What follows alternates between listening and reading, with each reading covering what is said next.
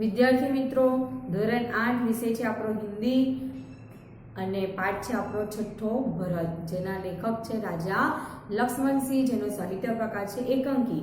ભાગ 1-2 આપણે જોઈ ગયા, જેની અંદર પાઠ વિશે પરિચય મેળવ્યો, લેખક વિશે પરિચય મેળવ્યો અને આ પાઠના અનુસંધાનમાં આપણે હવે એનું અભ્યાસ અને સ્વાધ્યાય જોઈએ.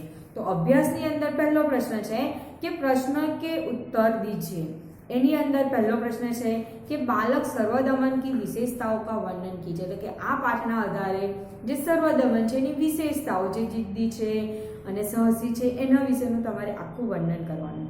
બીજો પ્રશ્ન છે सर्वदमन के व्यवहार को देखकर दुष्यंत के मन में कौन कौन से विचार आते हैं. તો એના મનમાં ઘણા બધા વિચાર આવે છે કે જે જેના પિતા હશે, જેનો બાળક હશે, એ કેટલો એમ કે નસીબદાર છે, એને હાથની હથેળી જોઈને એને ચક્રવર્તીઓના નિશાન દેખાય છે. એવા ઘણા બધા વિચારો એના મનમાં આવે છે. તે દરેક વિચારો તમારે તમારી નોટબુકમાં લખવાનો છે. પ્રશ્ન 2 છે કે પાત્રો મેં અંતર્નિહિત મૂલ્ય બતાવીએ. બે પાત્રોના પરિચય, એટલે કે જે રીતના પાત્રો પરિચય આપણે લખીએ છીએ એ રીતના દુષ્યંત અને સર્વદમન બે પાત્રો પરિચય તમારે લખવાનો છે. तीसरा प्रश्न है कि इस परिच्छेद को ध्यानपूर्वक पढ़कर दिए गए प्रश्नों के उत्तर दीजिए. એટલે કે એક ફકરો છે અને ફકરા પરથી તમારે પ્રશ્નોના જવાબ લખવાના છે. જુઓ પ્રશ્ન 1 છે एक अच्छा जंगल क्या कहलाता है. तो एक अच्छा जंगल अंदर फकराમાં जवाब આપ્યો છે जैविक भंडारघर कहलाता है. बीजो प्रश्न है कि जंगल को ज्यादा छांटने या खत्म करने से क्या नुकसान होता है. तो એની અંદર લખ્યું છે कि जंगल को ज्यादा छांटने या खत्म करने से जो हमारे लिए अति उपयोगी चीजें हैं वो नष्ट हो जाती है. ત્યાર પછીનો પ્રશ્ન ત્રીજો છે इस परिच्छेद का उचित शीर्षक दीजिए. तो आ जे परिच्छेद के आ जे फकरो छे एनो शीर्षक શું આવે કે जंगल की सुरक्षा, जंगल का महत्व और हमारा कर्तव्य. પછી ચોથો પ્રશ્ન છે કે પર્યાયવાચી લીખીએ. એટલે જંગલ તો જંગલનો પર્યાયવાચી વન થાય, ઘર તો ઘરનું ગૃહ થાય, આવાસ થાય, બહુત તો જ્યાદા, અધિક આ એના થાય છે સમાનાર્થી શબ્દો. ત્યાર પછી કે છે इस परिच्छेद आधारित 2 सवाल बनाए. જે રીતના ઉપર 3 સવાલ બનાયા તો એવી રીતના તમે પણ એવા બીજા 2 સવાલ બનાવો. તો એ સવાલ તમારે જાતે બનાવવાના છે અને લખવાના છે. પ્રશ્ન 4 છે સોચ अपनी अपनी. બધાના વિચારો અલગ અલગ હોય છે, તો પોતપોતાના વિચારો અનુસાર 2 પ્રશ્ન છે, 2 પ્રશ્નો તમારે જાતે લખવાના છે. અને ત્યાર પછી છે સ્વાધ્યાય. तो स्वाध्याय ની અંદર પહેલો પ્રશ્ન છે कि ऋषियों ने बालक का नाम सर्वदमन क्यों रखा. तो બાળકનું નામ ભરત છે બરાબર, પણ એનું સર્વદમન પણ એને નામ રાખ્યું હતું ઋષિઓએ. તો કેમ રાખ્યું હતું? તો કે છે કે બાળક જે છે એ વનના જે પશુઓ છે એ પશુઓ જો એકદમ નીડરથી રમતો હતો, એની સાથે ખેલતો હતો અને તેના જ કારણે એને સર્વદમન રાખ્યું કે सबका दमन करने वाला. दुष्यंत बालक के प्रति क्यों आकृष्ट हो रहे थे. तो बालक एकदम स्वस्थ, सुंदर, निर्भीक એટલે કે નીડર હતો અને આ બધી વિશેષતાઓને જોઈને એ દુષ્યંત એ બાળકના પ્રતિ આકર્ષણ થતો હતો. दुष्यंत ने पुरुवंशीय जीवन की कौन सी 2 रीतियां बनाई. तो એ પણ આપણે પાઠમાં જોઈ ગયા કે પુરુવંશી જ્યારે યુવાવસ્થામાં હોય છે તો પોતાના રાજ્યનું રક્ષણ અને સત્તા સંભાળે છે, અને જ્યારે વૃદ્ધા થાય છે તો આવી રીતના ઋષિ મુનિઓની સાથે તપમાં વનમાં રહીને કુટીરની નીચે રહે છે અને તપ કરે છે. ત્યાર પછી બીજો પ્રશ્ન છે કે ચિત્ર આપ્યા છે બરાબર, 4 ચિત્રો છે અને ચિત્રોના આધાર પર કહાની છે. એની અંદર એક કઠિયારો હોય છે કાં તો પછી લકડહારા કહેવાય કે જે લાકડીઓ કાપીને પોતાનું ગુજરાન ચલાવતો હોય છે. એના વિશેની વાત છે કે એ જંગલમાં જાય અને સૂકા ઝાડ હોય તો સૂકા ઝાડની એ લાકડીઓ કાપે છે અને લાકડીઓને બજારમાં વેચે છે. એક દિવસ એવો આવે છે કે ત્યાં આગળ વનમાં લાકડીઓ કાપવા જાય છે અને એ લાકડીઓ કાપતા કાપતા એની કુલ્હાડી તળાવમાં, નદીની નીચે પડી જાય છે. એટલે તરત જ એને ચિંતા થવા લાગે છે કે આ મારી કુહાડી હવે પડી ગઈ હવે હું કેવી રીતના લાકડો કાપીશ, હું મને કેવી રીતના કમાઈશ, હું પૈસા કેવી રીતના લાવીશ, એવું એ વિચારીને ચિંતા કરે છે. તો એવામાં જ એક દેવદૂત આવે છે અને એ દેવદૂત કહે છે કે તું ગભરાઈશ નહીં, હું તારી કુલ્હાડી નીચેથી તળાવમાંથી લાવી આપી છું. અને એ નીચે તળાવમાં પડે છે, એટલે કે નદી હોય કાં તો તળાવ, એની અંદર પડે છે અને તરત જ એક પહેલા સોનાની કુલ્હાડી કાઢી અને એને બતાવે છે એટલે આ તારી કુલ્હાડી છે. તે તરત જ કહે છે કે આ મારી કુલ્હાડી નોય. પછી પાછા એ નીચે નદીમાં જાય છે અને ફરીવાર બીજી ઘડે છે કુલ્હાડી. તો એ કુલ્હાડી કેવી છે? તો ચાંદીની છે. તો તરત જ એને આપે છે એટલે આ કુલ્હાડી તારી છે? તો કે ના, આ કુલ્હાડી પણ મારી નથી. અને પાછા જે દેવદૂત છે ફરી પાછા નદીમાં જાય છે અને ત્રીજી લોખંડની કુલ્હાડી કરે છે અને એને બતાવે છે. તો કહે છે હા, આ જ મારી કુલ્હાડી છે. અને પછી ખુશ થઈ જાય છે. એટલે પેલા જે દેવદૂત છે એને એવું લાગે છે કે આ ખરેખર પ્રામાણિક છે અને 2 સોનાની અને ચાંદીની એને આપી, છતાં પણ એને એવું ના કીધું કે આ મારી છે, અને એને એવું જ કીધું કે આ લોખંડની છે, એ જ મારી છે. એટલે એના પર ખુશ થઈ જાય છે અને સોનાની અને ચાંદીની 2 કુલ્હાડી એમને આપી દે છે. બરાબર. તો આપણું આ સ્વાધ્યાય છે. ત્યાર પછી છે આપણે ભાષા સટ્ટા. જુઓ અંદર कि निम्नलिखित वाक्यों को पढ़िए और उनमें प्रयुक्त घटे शब्दों का ध्यान दीजिए. बराबर. एमा पहलू छे सूरत ऐतिहासिक नगर है, એટલે કે સુરત જે શહેર છે કેવું છે? તો ઐતિહાસિક નગર છે. તો જે ઐતિહાસિક છે એક કયો વિશેષણ છે, એટલે કે વિશેષણનો કયો પ્રકાર છે એ આપણે અહીંયા લખવાનું છે કે ઐતિહાસિક કયો વિશેષણ? વિશેષણ છે ઐતિહાસિક, પણ વિશેષણનો પ્રકાર તો ગુણવાચક વિશેષણ. બરાબર. એવી રીતના બીજો શબ્દ છે કે પરિશ્રમી છાત્ર કભી અસફળ નહીં રહેતા. હવે એની અંદર પણ એવો શબ્દ છે પરિશ્રમી. પરિશ્રમી એટલે કે મહેનતી. તો મહેનતી એ પણ શું આવે? ગુણ છે. તો એનો જવાબ પણ આવશે ગુણવાચક વિશેષણ. ત્યાર પછી हमने बाजार से 2 लीटर दूध खरीदा. तो એની અંદર આવ્યું વિશેષણ 2 लीटर. તો 2 लीटर એ શું છે? માપ છે. दूध હોય તો दूध 500 ગ્રામ બી હોય, 1 लीटर હોય, 2 लीटर હોય, 3 लीटर. આની અંદર 2 लीटर છે. તે શું કહેવાય? માપ છે. એટલે એને કહેવાય પરિમાણવાચક. પરિમાણવાચક વિશેષણ. પાછળ વિશેષણ લખવાનું. બરાબર. 3 ની પાછળ. ત્યાર પછી ચોથું છે कि छात्रालय में 20 छात्र है.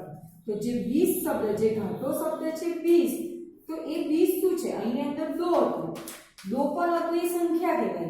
2 20 એ સંખ્યા કહેવાય. પણ આની પાછળ લીટર હતું. તો લીટર એ એકમ છે અને એકમ એટલે એનું માપ કહેવાય. એટલે એને પરિમાણવાચક કહેવાય. જ્યારે અહીંયા 20 છે એટલે એને કહેવાય સંખ્યાવાચક.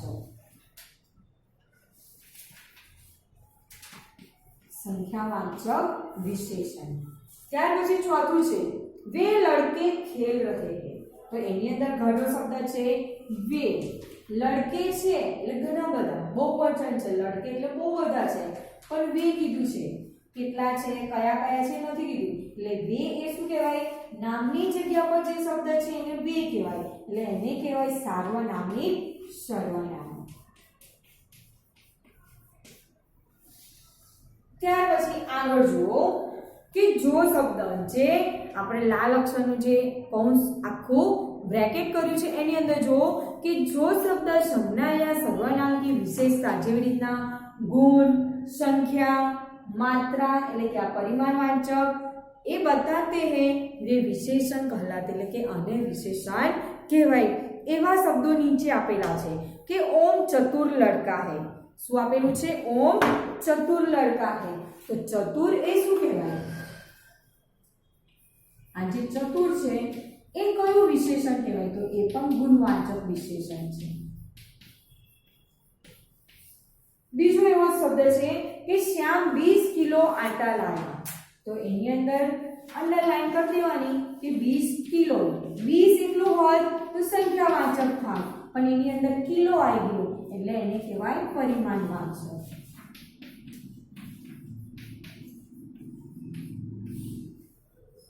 ત્યાર પછીનો ત્રીજો છે કે સાન્યા બાजार से थोड़ी चीनी लाई। तो थोड़ी शब्द છે તો થોડી શબ્દ પણ શેમાં આવશે પરિમાણવાચકમાં। બરાબર કેટલી लाई છે નથી ખબર 100 ગ્રામ लाई 200 ગ્રામ लाई 300 लाई કિલો लाई આપણને ખબર નથી એટલે એને કહેવાય માપ અને થોડી છે એટલે ઓછી છે એટલે એને પરિમાણવાચક કહેવાય। ત્યાર પછી ત્રીજું છે અને ચોથું છે સાહિલ के पास 10 रुपये है। કેટલા 10 બરાબર તો 10 એ શબ્દ સંખ્યા છે એટલે એને કહેવાય સંખ્યાવાચક। संख्यावाचक सर्वनाम अरे संख्यावाचक विशेषण। ત્યાર પછી ચોથું છે અરે પાંચમું છે कुछ लड़के उद्यान में खेल रहे हैं। उद्यान એટલે બગીચો અને कुछ लड़के कुछ એ શું કહેવાય કેટલા છે ખબર નથી એની સંખ્યા 5 છે 6 છે એ ખબર નથી લડકે આવ્યું લડકે એ બહુવચન છે कुछ लड़के खेल रहे हैं એટલે એને કહેવાય અનિશ્ચિત સંખ્યાવાચક। કેવું કહેવાય અનિશ્ચિત સંખ્યાવાચક।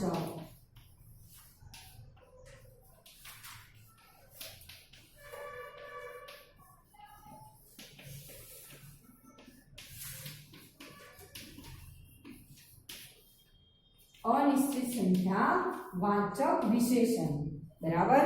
હવે એના પછી पेज नंबर 43 जुओ। एनी अंदर से कि निम्नलिखित वाक्यों को पढ़िए और रेखांकित शब्दों पर ध्यान दीजिए। जुओ पहलू जे छे सान्या अच्छी लड़की है એટલે કે સાન્યા નામની જે છોકરી છે સારી છોકરી છે। પાછું બીજું એવું વાક્ય છે કે સાન્યા कोमल से अच्छी लड़की है અને ત્રીજું છે સાન્યા कक्षा में सबसे अच्छी लड़की है। पहला एक लड़की एनु विशेषण आप्યું છે ત્યાર પછી એ લડકીની બીજી લડકી સાથે સરખામણી કરી છે અને એના કરતા પણ એને વિશેષ બતાવી છે અને ત્રીજામાં છે એક છોકરી સાથે અને પછી આખા ક્લાસ સાથે એટલે કે આખા વર્ગની અંદર એની સરખામણી કરી છે। એટલે આવી રીતના अच्छी શબ્દ છે એને ત્રણ પ્રકારે કર્યું। પહેલા એ પોતે છે એટલે એક વચન માટે પછી બીજી છોકરી સાથે એની સરખામણી કરે છે અને પછી આખા ક્લાસ સાથે એની સરખામણી કરે છે એટલે આખા ક્લાસ કરતા પણ એને વધારે વિશેષણ બતાવ્યું છે। જુઓની અંદર લખ્યું છે કે વાક્યમાં કેવળ પહેલા જે વાક્ય છે એમાં સાન્યાની વિશેષતા બતાવી છે બીજા વાક્યમાં તો એની સાથે બીજી છોકરીની સરખામણી કરી છે એના કરતા બી એને વિશેષ બતાવી છે અને ત્રીજું વાક્ય છે તો એને આખા ક્લાસ કરતા પણ અલગ વધારે વિશેષ બતાવી છે। એવી રીતના તમારે નીચે એના શબ્દો આપ્યા છે સુંદર બડા મહેનતી અને ચાલાક તો એના બી વાક્ય બનાવવાના છે।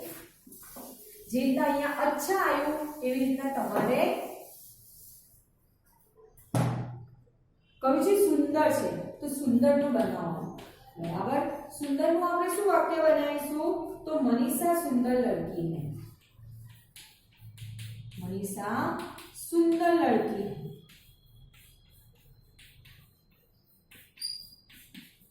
बीजू एवं वाक्य बनावीशुं के मनीषा अमीषा से सुंदर है। मनीषा अमीषा से सुंदर लड़की है।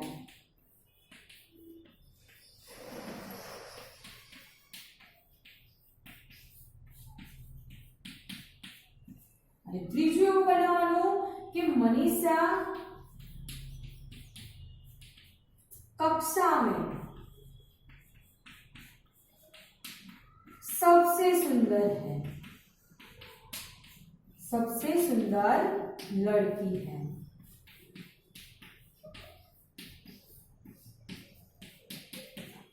એવી રીતના આ જ રીતના ત્રણ વાક્ય સુંદર પછી આની જોડ અરે મનીષાનું અમીષા જોડ સરખામણી કરી પછી એના આખા ક્લાસ સાથે સરખામણી કરી તો એવી રીતના તમારે બીજા ત્રણ શબ્દો છે બડા મહેનતી ચાલાક એ ત્રણેય શબ્દોનું તમારે જાતે લખવાનું છે અને એના પછીનું જોઈએ લિંગ પરિવર્તન જે અગાઉના પાઠમાં પણ આપણે જોઈ ગયા છે। જે પહેલો શબ્દ છે કે સુતા બહુદિયા તો આની જગ્યા પર આ લાગે છે।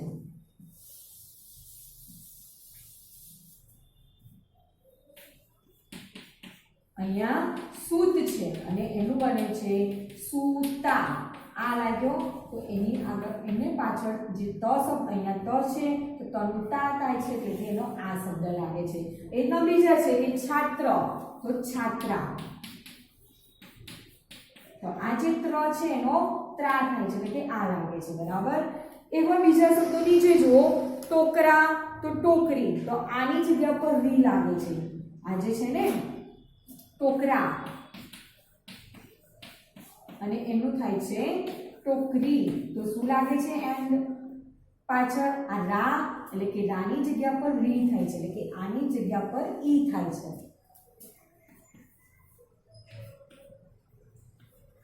ત્યાર પછી બીજા જુઓ પાછળ.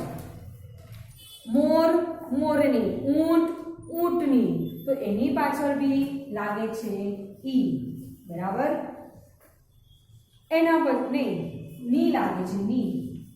મોર છે તો એનું બને છે મોરની, તો પાછળ જે શબ્દ છે મોરની જગ્યા પર ની લાગે છે એટલે ની એ વિશેષણ બતાવે છે એટલે એનું લિંગ પરિવર્તન થાય છે. બરાબર. સ્ત્રીલિંગમાંથી પુલ્લિંગ થાય કાં તો પુલ્લિંગમાંથી સ્ત્રીલિંગ બને છે. એવા બીજા શબ્દો છે પૂજારી અને એનો શબ્દ છે પૂજારીન, તો શું લાગ્યું ઈન લાગ્યું. જે પુલ્લિંગ શબ્દ છે પૂજારી તો એનું બને છે પૂજારીન, તો આની અંદર કયો શબ્દ આવ્યો પાછળ ઈન. આ રીન એટલે કે ઈન. પૂજારી રી તો છે પણ રીન એટલે કે પૂજારી, તો ઈન શબ્દ લાગે છે. એવા બીજો શબ્દ છે સુનાર તો સુનારીન, સુનારનું સુનારીન, તો કયો શબ્દ લાગશે ઈન. એટલે પાછળ જે શબ્દો આવે છે એનાથી એનું લિંગ પરિવર્તન થાય છે. સુનાર એ પુરુષવાચક છે અને સુનારી એ સ્ત્રીવાચક. બરાબર. એટલે કે સ્ત્રીલિંગ કહેવાય. ત્યાર પછી એવા શબ્દો છે ડિબ્બા તો ડિબિયા, બુઢા બુઢિયા. બરાબર. એની આગળનું જોઈએ કે પંડિત તો પંડિતાઈન, ઠાકુર તો ઠકુરાઈન, તો પાછળ શું લાગે પંડિત, તો એનું થાય છે પંડિતાઈન.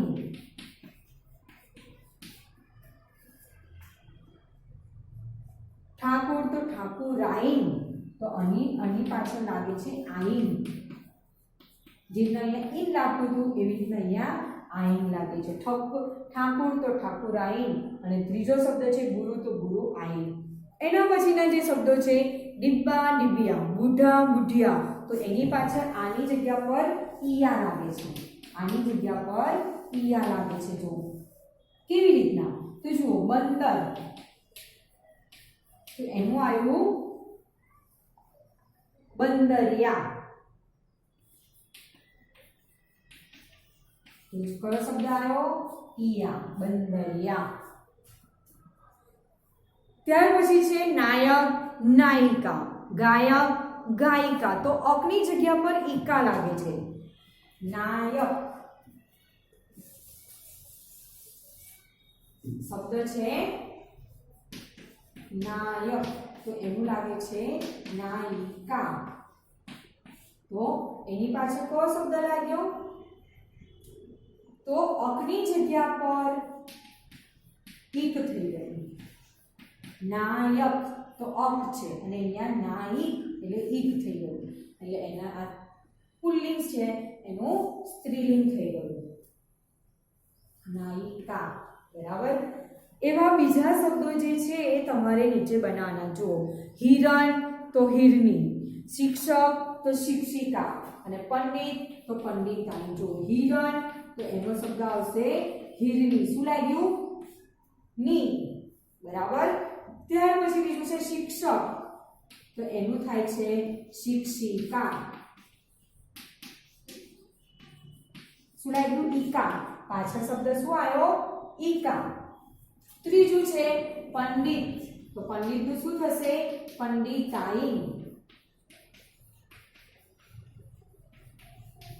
જે પાછળ ઈન શબ્દ છે આમાં શિક્ષિકા તો ઈકા, હિરની તો અહીંયા ની આવશે, અહીંયા ઈકા આવશે અને અહીંયા આવશે આઈન, પંડિતાઈન. એટલે પાછળ જે શબ્દો લાગે છે તો આ શબ્દો છે એનાથી જે પુલ્લિંગ છે એ સ્ત્રીલિંગ બને છે બરાબર। તો અહીંયા આપણી આ ભાષા સત્તા પણ પૂરી થાય છે, પાઠ પણ પૂરો થઈ ગયો અને આ ભાગ આપણો 3 છે એ પણ પૂરો થાય છે। તો તમારે તમારી નોટબુકમાં સારી રીતના અભ્યાસ સ્વાધ્યાય બી લખવાનું અને આખું ભાષા સત્તા પણ લખવાનું છે સારા અક્ષરે।